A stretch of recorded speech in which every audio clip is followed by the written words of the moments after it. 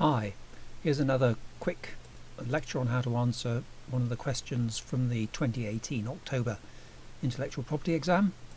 This time it's on question 8, which is a rather nasty essay question about patents. In exam conditions you would probably avoid it for two reasons. First of all, because it's rather nasty, and secondly because it's about patents. But sometimes you don't get any choice really. So here's what I would expect to find in an answer. Let's begin logically by looking at the question. What's it about?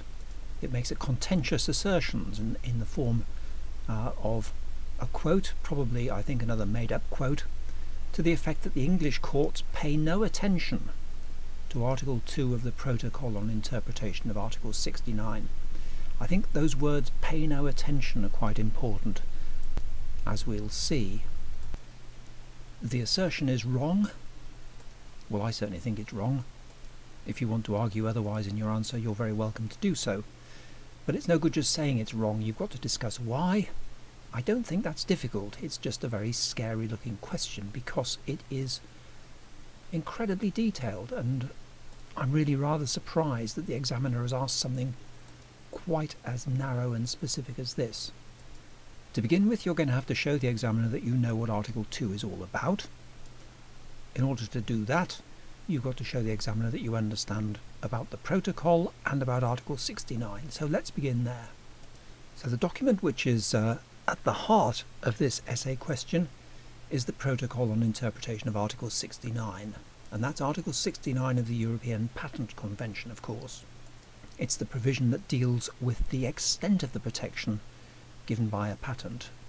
So what I'd expect you to do is to begin by telling the examiner briefly what Article 69 says. In the exam you've got your statute book with you, so you look up Article 69, and I think you paraphrase it. You don't copy it out word for word. You say something about it saying simply that the scope of protection of a patent is determined by the claims. Very basic principle about the way that patents work. Now, central to the discussion is going to be the concept of literal interpretation and, well, other ways of interpreting patent claims. So state the problem of literal interpretation, which is that the English courts certainly have always taken the view that a literal interpretation is too narrow, that patent claims are technical documents written for technical people, and they need to be looked at through the eyes of those technical people and interpreted accordingly. A straightforward literal interpretation, such as you would use when construing a conveyance or something like that, is considered to be inappropriate. And you'll be familiar with a string of cases dealing with other ways of interpreting patent claims, and I think probably in particular, if you're going to mention any cases, you'll talk about Catnick, where Lord Diplock first told us that a purpose of interpretation was appropriate, and the Improver case where Mr. Justice Hoffman, as he then was, adapted the questions which Lord Diplock had formulated so that they worked with the 1977 Act. Then I think you go on to explain that the protocol as it was originally written requires the courts to find a position between a literal interpretation and treating the claims as mere guidelines. I don't think the examiner is going to want you to set out the words of the protocol. I don't think it would be a good use of your time in the exam, and the examiner is well aware of the fact that you've got the statute book with you and you could copy it out if you thought there was any need to. But you ought to be able to paraphrase the principles set out in the protocol to demonstrate to the examiner that, irrespective of your ability to copy out the wording from the book, you do understand what it's all about. We're not bothered about what the protocol said when it was first put in place, really. Well, we are bothered about it, but we're much more concerned with its amended version, because originally it didn't have an Article 2, it was only one article. The amendment took place in 2000, when the European Patent Convention itself was amended, but importantly the change only came into force on the 28th of June 2001. Now, I don't expect you to know that date. I must say I had to look it up on the European Patent Office website. I don't think the examiner will realistically expect you to know that date either, but he or she probably is going to expect you to understand a little bit about where it fits into the time scale. The amended version of the protocol left Article 1 virtually unchanged. There's a small change of language. I think it talks about the patent owner rather than the patentee. But Article 2 was added. And remember, Article 2 is exactly what the question's asking you about. So what does Article 2 say? And perhaps not quite the same thing, what does it mean? The reason this question is not as difficult as it looks is, at least in part, because the module guide goes through it in some detail. So you should look at Chapter 18, Section 18.5. It's got the wording of the protocol in it, which is certainly going to be helpful. Let me just tell you, Article 2 is headed Equivalence. And it says, for the purpose of determining the extent of protection conferred by a European patent, due account shall be taken of any element which is equivalent to an element specified in the claims. The doctrine of equivalence is actually an invention of US patent law, and it states that the protection given by a patent isn't limited to what's in the claim. It covers subject matter which is equivalent to what's in the claim. On the face of it, that's what Article 2 is dealing with as well. I think you can say unequivocally that before Article 2 came along, there was no suggestion at all that we had a doctrine of equivalence in our patent law. Lord Hoffman said this very definitely in his judgment in the Kiran Amgen case, which came before the House of Lords in 2005. But it's not as simple as that, and in any case you must bear in mind that the examiner didn't ask you whether we have a doctrine of equivalence in UK patent law. He asked you, or she asked you, whether the courts pay attention to Article 2, and that, I think, is a very different matter. If you're not careful, you'll end up answering the wrong question. Let's look at what Lord Hoffman said. But let's firstly consider the context in which Lord Hoffman said it. The Kiran Amgen case, although the House of Lords handed down its decision in 2005, is a few years older than that. It came to trial early in 2001. I haven't been able to find exactly when. I'm sure the information's available somewhere, but I think the trial judge handed down his judgment in about May that year. So a couple of months before the amended protocol came into operation. That's pretty crucial, and I don't think that the module guide makes it clear. Lord Hoffman certainly did. He talked about Article 2, but he said it hasn't come into force yet. In his judgment, which is well worth reading, he explained that the courts could do one of two things to avoid being stuck with the consequences, which the courts have, as I mentioned earlier, always taken the view of bad consequences of being stuck with a literal interpretation of the claims. First of all, they could do what the UK courts have done and adopt a linguistic approach, without being limited to the literal meaning of the claim, trying to work out what the claim means. So looking at it through the eyes of the skilled addressee, considering what the skilled addressee knew, and trying to work out what the skilled addressee thought the patentee meant when the patentee used the words that they did use in writing the claim. It's a flexible interpretation of the words used in the claim. The other approach would be what the United States did, which is to develop a doctrine of equivalence and say that the scope of the patent isn't limited to what's in the claims. It goes further than that, and it covers matter which is equivalent to what is disclosed in the claim. And what Lord Hoffman was saying is that this is not the way that we've chosen to do it. We've taken the first approach, the linguistic approach, rather than saying that protection extends to equivalence as well. So at first glance these two approaches might seem pretty similar, but at second glance you begin to see that actually they're radically different. Lord Hoffman then said that when Article 2 comes into force, it's going to help us interpret the claim. It's going to help with the linguistic approach without extending protection to equivalence. So it's an aid to interpretation rather than an extension of protection. It's not a true doctrine of equivalence. And that, I think, is really the crux of the answer. This is what the question is getting at. And remember, the question asks very narrowly about the courts paying no attention to Article 2. Well, here's Lord Hoffman paying attention to Article 2 before it's come into operation. You can pay attention to something without even applying it. But he's certainly not even closing the door to applying it in some way. It's just that he's proposing to use it in an English sort of way rather than an American sort of way. So what's happened since the Kirin Amgen decision? The answer is Actavis.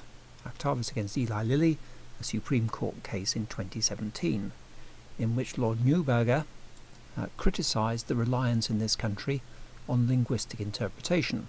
He said that that takes too little account of Article 2.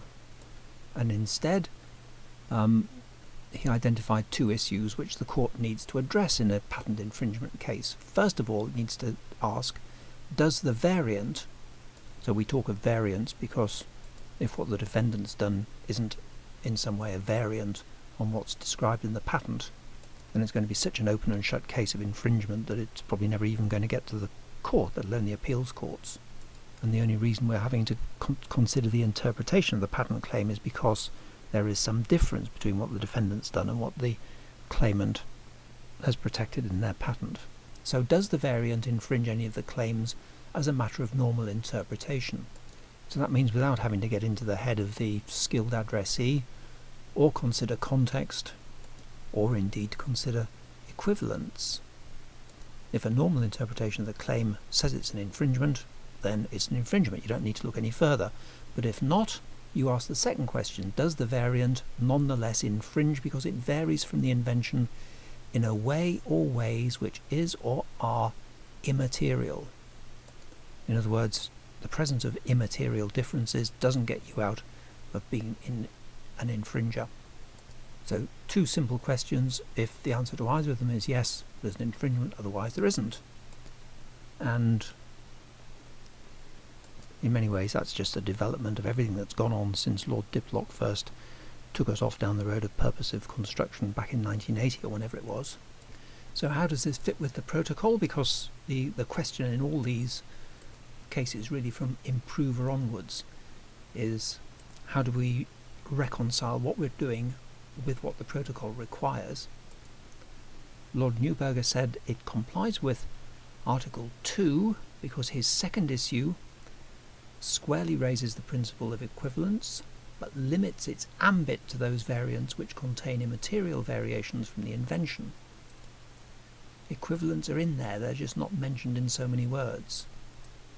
This approach also complies with Article 1 because it involves the balancing trick set out in that, balancing the competing interests of the patentee and of clarity, and seeking to balance the encouragement of inventions and their disclosure with the need for a competitive market. The essential problem of claim interpretation is that if you adopt a more literal approach, then it assists with legal certainty, and it means that potential infringers can work out how far they can go without infringing, relatively certainly.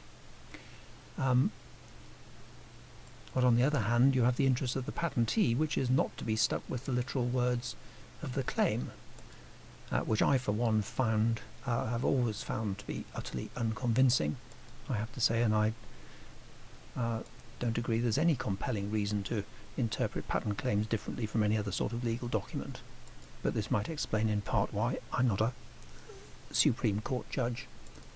So Lord Neuberger then went on to say that issue 1 self-evidently raises a question of interpretation, interpreting the patent claim to work out whether the defendant's activities fall within it or not, whereas his second issue raises a question which would normally have to be answered by reference to the facts and to expert evidence. And if you don't know, I'm sure you're dying to be told what happened in the Actavis case, because it can be reduced to a fairly simple proposition. The patent concerned a chemotherapy drug for use in treating cancer, and it specified the use of a sodium salt in it. What actually happened was that Actavis applied to the court for a declaration that they wouldn't infringe if they used, for example, a potassium salt in place of the sodium salt. So you could say that the question comes down to whether potassium is equivalent to sodium. I hope you've still got time in the exam to write a brief conclusion. Tell the examiner that Article 2 certainly raises the issue of equivalence, but it probably doesn't in so many words say that we've got to go down the road of a doctrine of equivalence like the United States. You can go on to say that even before it came into force, that is Article 2, Kirin Amgen shows that the courts did take account of equivalence in interpreting the claims, but in interpreting the claims rather than in setting the boundaries of the claims, so in an English way rather than an American way. Actavis shows the courts fully taking Article 2 on board, though arguably without a fully fledged doctrine of equivalence, but if that's not what Article 2 required in the first place, that's okay. And it certainly isn't the court paying no attention to Article 2. At most you can say they haven't taken it completely on board because they haven't gone so far as to adopt a US-style doctrine of equivalence, but then you've got the argument that that's not what Article 2 required in the first place. And finally, you couldn't have done this in October 2018 when this question was set, but as of recently, you could cite the case of IceScape against Ice World International BV, a Court of Appeal decision from just a few weeks ago, which is a good illustration of the courts using the approach set out in Actavis. Well, conventional wisdom is that the October papers are usually harder than the May papers, but even so I think that question was a real stinker. I hope, though, that I've shown you that it wasn't really as bad as it looked. I think looking at it in sort of absolute terms, you don't really need to know a huge amount to get a good mark with that question. And I suspect that the vast majority of students are going to avoid it like the plague anyway, so you've got an even better opportunity of impressing the examiner by being the one student that makes an attempt at it. I always think it's a mistake to be too scared about patents because, although the subject matter of the patents is complicated and technical, the law isn't. And there's probably a great deal less law in the patents field than there is in copyright or trademarks. So don't let it put you off. Thanks very much for listening. Please let me know by likes and dislikes and comments whether you found this useful, and I'll carry on doing them.